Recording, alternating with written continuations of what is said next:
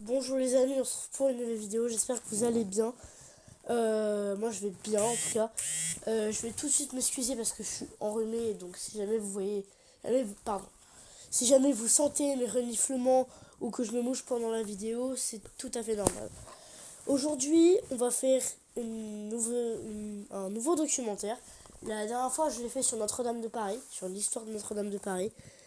Et aujourd'hui, je vais le faire sur le 7e continent. Alors déjà, qu'est-ce que c'est le 7e continent? Ça paraît vague, il y a 6 continents dans le monde. Il y a l'Europe, l'Asie, l'Amérique Nord-Sud, ça forme qu'un seul continent, l'Océanie, et après on a l'Antarctique, et du coup l'Arctique. Donc là, ça fait que 6, pardon. Et du coup, le 7e continent, c'est un continent qui est fait que de déchets. Alors, comment et pourquoi il est fait que de déchets, ça, vous allez le découvrir dans cet épisode. Alors déjà, on peut voir que il est fait que de déchets. Pourquoi? Parce qu'en fait, tous les déchets qui sont lâchés n'importe où, que vous soyez près de la mer ou pas, ils vont à un moment voler et à un moment tomber dans la mer, c'est sûr et certain. Et une fois qu'ils seront tombés dans la mer, ils voyageront du coup et ils seront emportés par le courant de l'océan Atlantique qui les emmènera directement dans l'océan Pacifique, et à un moment ils seront bloqués par ce 7e continent. Du coup, c'est un continent fait que de déchets. Alors vous voyez, même pour y accéder, c'est vraiment difficile. Alors, attendez, excusez-moi. Je vais bientôt éternuer, donc... Voilà, donc vous voyez, quand les vagues, ça emporte vraiment le continent. Alors vous pourrez vous dire, ça pollue, mais ça fait rien à... Ça pollue la planète, mais ça fait rien aux animaux. Sachez que les animaux les prennent, par exemple les animaux qui mangent les tortues ou les animaux qui mangent des poissons comme les requins, les prennent pour des poissons et les mangent. Et après, c'est comme ça qu'on peut retrouver des dauphins roses ou alors des requins qui sont roses. Donc vraiment, ça n'a aucun sens. Alors comme vous le voyez, voilà, donc là du coup, on vous montre une carte, ça se trouve entre les USA et le Japon.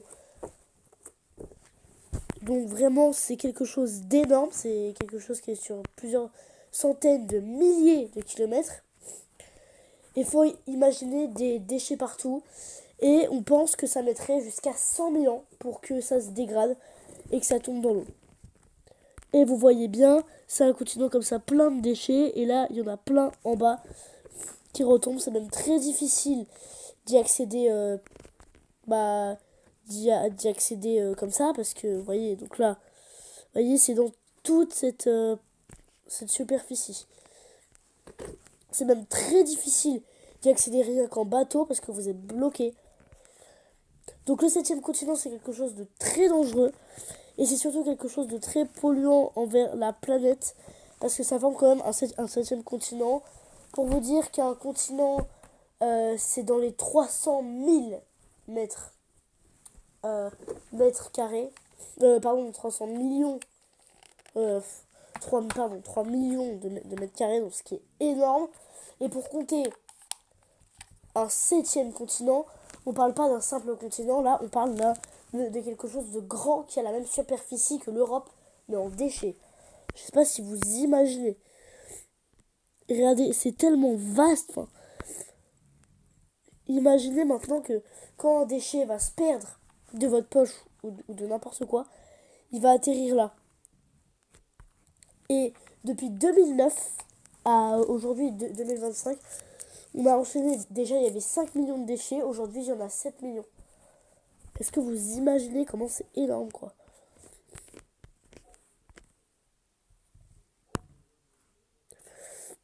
Donc là, par exemple, vous pouvez voir plein de cartes comme ça. Donc vous voyez, c'est ici que c'est le plus inondé. Hein. C'est vraiment par là. Hein. Quand je dis inondé, c'est une expression. Alors c'est vraiment un continent de déchets. Il n'y a que ça. À perte de vue, vous verrez que ça. Voilà. Alors, du coup, pour cette vidéo, maintenant on va voir quand est-ce qu'il a été découvert. Il a été découvert en 1997 par des personnes qui passait tout simplement par l'océan Pacifique. Et aujourd'hui, il y a plein de travailleurs qui travaillent dessus. Et puis surtout, comment plein de papiers, comment plein de déchets peuvent se tenir les uns à côté des autres. Comme ça, depuis très longtemps, parce qu'on estime que ça fait depuis que les sachets plastiques ont été inventés. Donc, en gros, ça doit faire depuis 50 ans que ça existe.